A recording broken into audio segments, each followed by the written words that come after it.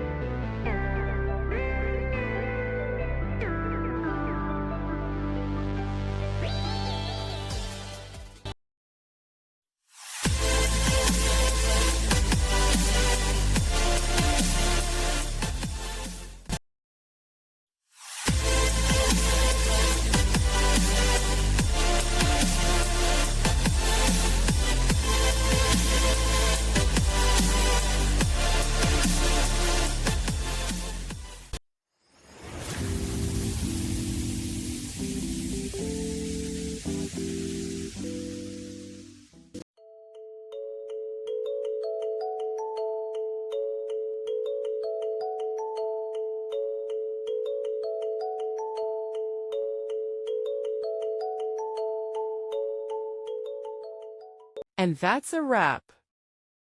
I hope you found the answer you were looking for. If you did, take a second to hit that subscribe button. It really helps out. And let me know in the comments which solution worked best for you. See you next time in the debug zone.